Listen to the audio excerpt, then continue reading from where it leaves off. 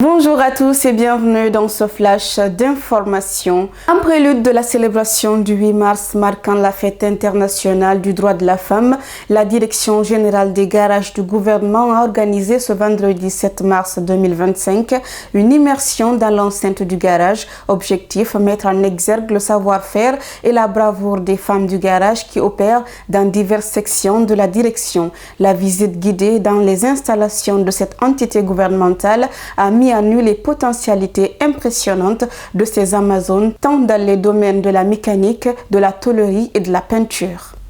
Justice dans ce flash d'information, la condamnation à 5 ans d'emprisonnement de Kassori Fofana par la Cour de répression des infractions économiques et financières n'est pas du goût des avocats. À l'occasion d'une conférence de presse animée ce vendredi 7 mars à Conakry, ils ont dénoncé une violation flagrante des principes fondamentaux du droit. Selon eux, cette décision rendue contre l'ancien Premier ministre d'Alpha Condé est en violation des règles du droit. À Sigiri, un homme a trouvé la mort après avoir chuté d'une mine d'or dans la journée du jeudi 6 mars 2025. Le drame s'est produit à Franwalia, une sous-préfecture relevant de la préfecture de Sigiri. Djiba Kouyaté, le président de la Croix-Rouge, dit « On a mis le moteur dans l'eau le matin et c'est tardivement qu'on a pu extraire le corps ». Les membres de la Croix-Rouge et les autorités locales de la sous-préfecture de Franwalia étaient massivement mobilisés sur les lieux. La victime s'appelait Sekou Diaby. De retour dans la capitale Conakry, les enlèvements de plusieurs acteurs critiques à l'égard du CNRD et du gouvernement continuent de préoccuper tant en Guinée qu'à l'international. La France s'est prononcée sur le sujet ce vendredi, appelant les autorités guinéennes à faire toute la lumière sur ces disparitions.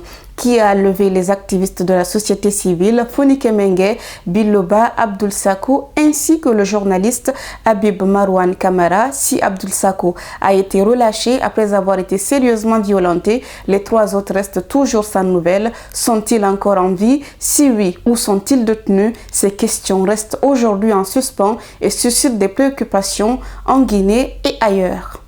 Coopération agricole Guinée-Mali en séjour de travail au Mali, Chérif Mohamed Abdallah Aïdara, président du groupe organisé des hommes d'affaires Goa, a rencontré plusieurs autorités maliennes ce vendredi à Bamako. Sanoussi Bouyasila, président de l'Assemblée permanente des chambres d'agriculture du Mali.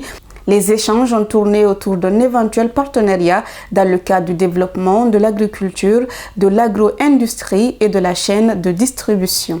Sur le continent, le président Embalo Umaru Sissoko avance d'une semaine les élections présidentielles et législatives. Les élections présidentielles et législatives en Guinée-Bissau auront lieu le 23 novembre prochain, une semaine plus tôt que la date du 30 novembre initialement annoncée. C'est ce qu'indique un décret du président Umaru Sissoko Embalo avait convoqué vendredi 7 mars une réunion avec des partis alors que le pays traverse une crise politique.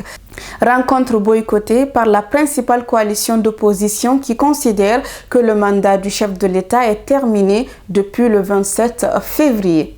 Ailleurs dans le monde, alors que Donald Trump propose de vider la bande de Gaza de ses habitants, les Palestiniens s'inquiètent d'un projet d'annexion de la Cisjordanie occupée. Depuis le 21 janvier, l'armée israélienne y a considérablement intensifié ses opérations militaires, rendant la vie impossible à des dizaines de milliers de civils, tandis que les colons multiplient les exactions. Et voilà, mesdames et messieurs, ainsi s'achève ce flash d'information. Merci à tous de l'avoir suivi. Continuez à suivre Guinée Matin TV et guinématin.com sur nos différentes plateformes digitales. Bonne fête de 8 mars à toutes les femmes guinéennes et celles d'ailleurs. Au revoir.